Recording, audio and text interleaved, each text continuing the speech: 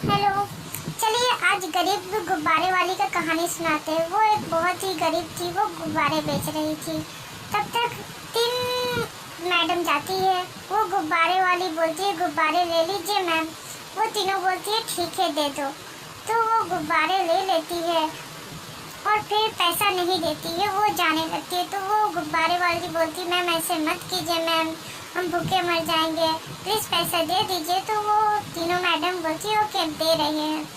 तो वो पैसा निकाल के फिर देने लगती है। तो वो पैसा देती नहीं और ललचाने लगती है।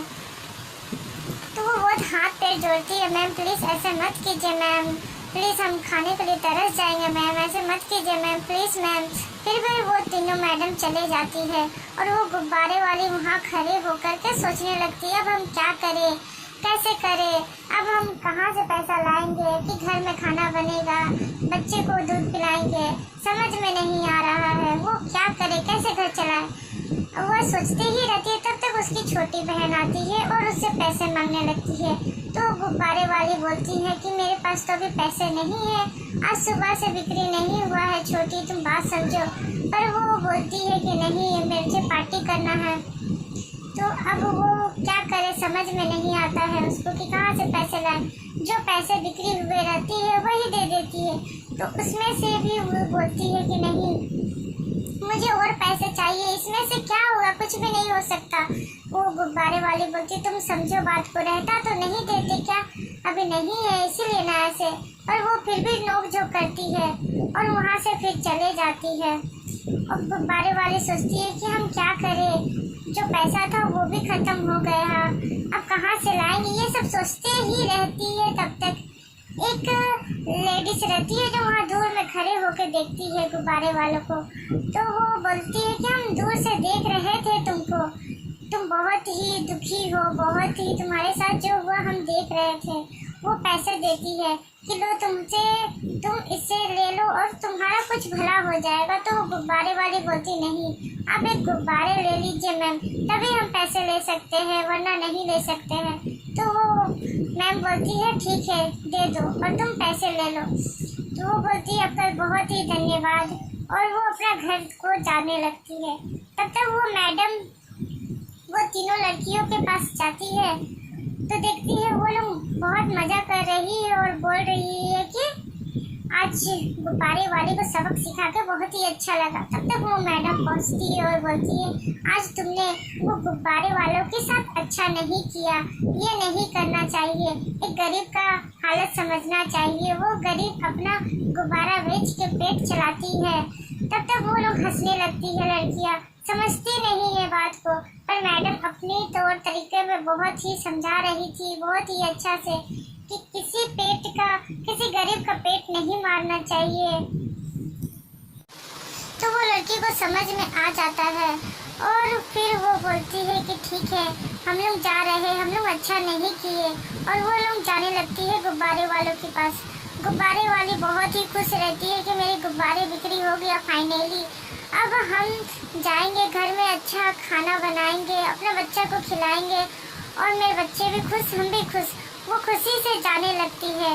तब तक वो तीनों फिर से वापस आती है और वो गुब्बारे वाली को बोलती है सॉरी हमें माफ़ कर दीजिए, हम आपकी तकलीफ को नहीं समझ पाए, हम अपने ही गुरूर में रहे, सॉरी मुझे माफ़ कर दीजिए, आज के बाद से हम कभी किसी गरीब का ऐसे मजाक नहीं उड़ाएंगे। और वो पैसा रिटर्न दे देती है। पर वो गुब्बारे वाली ले लेती है और बोलती है कि आज के बाद से अब कभी भी ऐसे गरीब का कभी भी मजाक मत उड़ाइएगा, क्योंकि वो लोग बहुत ही मुश्किल से कमा करके पेट चलाता है और बहुत ही वो लोग 2 वक्त का रोटी बहुत ही मुश्किल से मिल पाता है। तो प्लीज़ आप ऐसा मत कीजिएगा। और वो गुब्बारे वाली चले जाती है।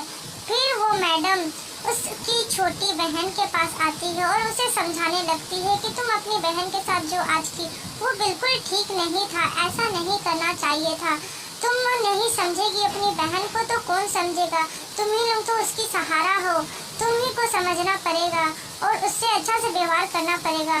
फिर उसकी छोटी बहन बोलती है कि अच्छा हुआ आपने मुझे समझा दिया, क्योंकि आपका बहुत धन्यवाद। हम तो अपनी बहन को कभी समझ ही नहीं पाए। हम अभी ही जा रहे हैं अपनी बहन के पास और उससे माफ़ी मांगेंगे। वो चले जाती है और अपनी बहन के पास बैठती है और बोलती है, दीदी जो मैंने किया वो गलत किया। आज के बाद से हम ऐसा नहीं करेंगे। मैं बहुत ही शर्मिंदगी हूँ। फिर उसकी दीदी बोलती है, नहीं छोटी तुम ऐसे मत बोलो।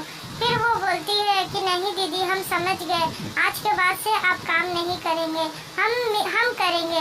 तो उसकी दीदी बोलती है, नहीं तुम बहुत छोटी हो, तुम कैसे काम कर सकती हो। पर फिर उसकी छोटी बोलती कि नहीं हम दोनों मिल के करेंगे, हम दोनों एक साथ करेंगे। उसकी बोलती ठीक है तुम समझ गई वही बहुत है। पर वो बोलती नहीं दीदी हमें अपनी गलती का पछतावा हो रहा है।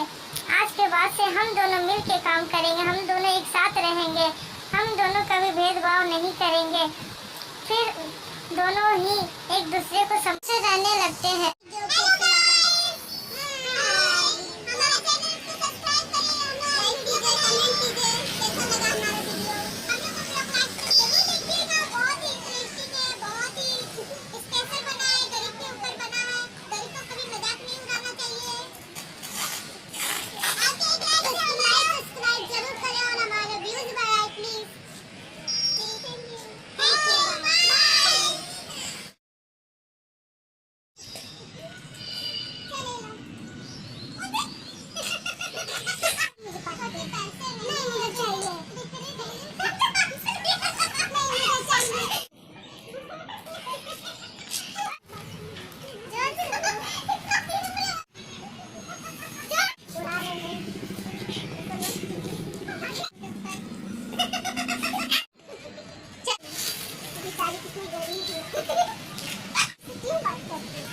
अपनी दीदी से अच्छे से बात कर।